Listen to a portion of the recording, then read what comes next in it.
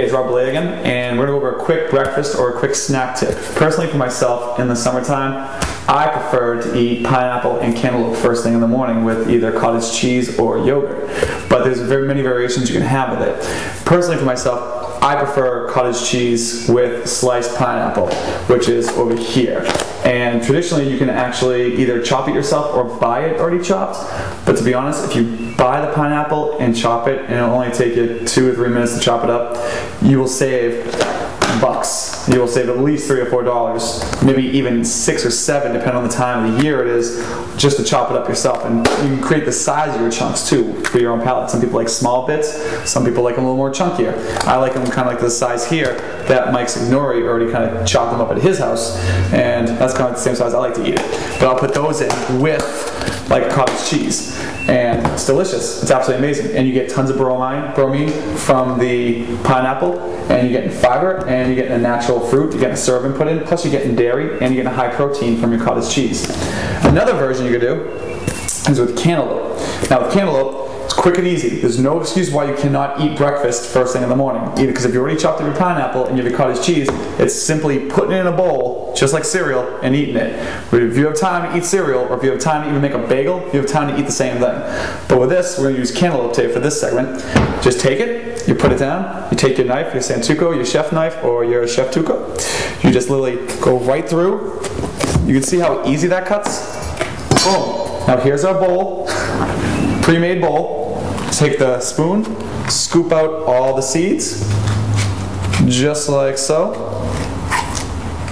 And, alright, we're doing pretty good on time. Now I'm going to take cottage cheese. I could either take cottage cheese or yogurt, or you can even take fresh berries if you don't even want a dairy, and fill it back in with fresh berries, because there's a big hole there now.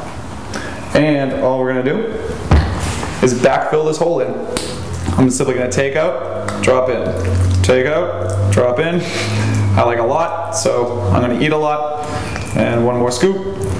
There. And now from there, you can simply just go right in with a spoon, and it comes right out and you can eat it. So there's a way you can see that there's no excuses why you cannot have breakfast that's nutritious and better for you than, say, a diet soda in the first thing in the morning, or a cigarette. Or if you have time to light a cigarette and smoke it, and remember to pick it up and smoke it, you have time to eat a cantaloupe cottage cheese. And again, you don't even have to use cottage cheese. You don't like cottage cheese. If you don't like the curd, you can use yogurt, like a Chobani Greek non-fat plain yogurt, or with honey involved, or strawberries or blueberries. Personally though, if I were you, rather than go for the syrupy yogurts, I would put my own fruits and vegetables in, or fruits in, because it'll just taste that much better.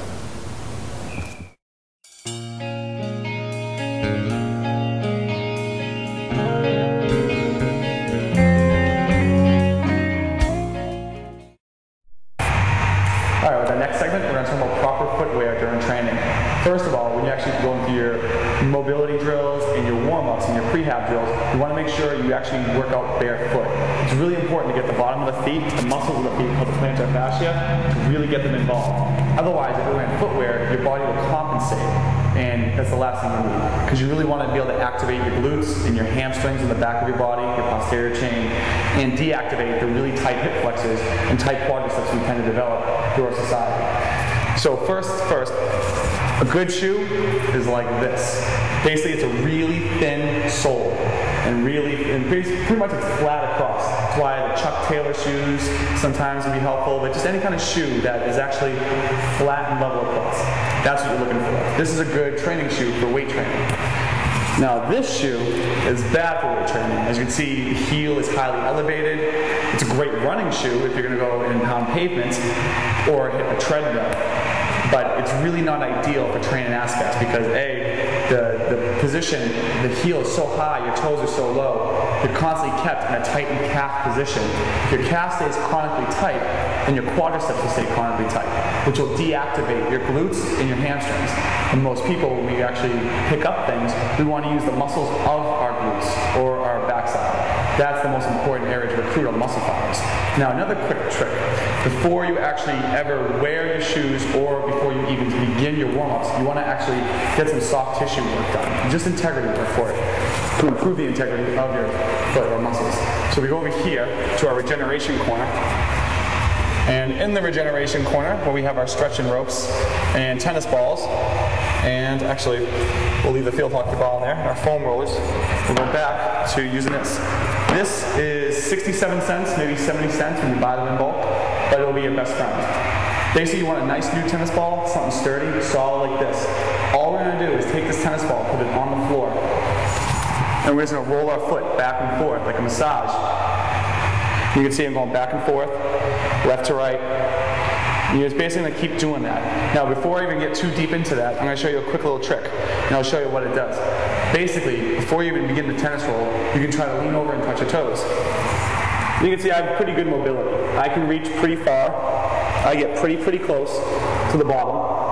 I can almost get my palms flat on the floor. Now, the tennis ball, I'm gonna take it again, put it on the floor, only roll the left side of my body out. All right? So just rolling the left plantar fascia. And I'll do this for about 20 seconds to 30 seconds. Basically what's going to happen is this tennis ball is going to get right into the muscle, the small tissue muscle. Your foot is made up of just tons and tons of muscles. More muscles in your feet and your hands per area size than the rest of your body. What's going to happen is this ball is going to work its way in and it's going to decrimp all those muscle tissues and all this scar tissue that's been building up over the past week, over the past day, years of just daily living. So it's pretty cool. It feels really good. And you should do it every morning when you first wake up, get out of bed, before you go to bed at night, even in the middle of the day if you feel something tight. And it's funny, the longer you do this, you'll begin to actually feel deeper muscle tissue under the superficial layers of the plantar really start to work itself up. All right, we'll go back and forth a little bit. Almost there. All right, now I'm going to do the same thing again. This is a cool little magic trick.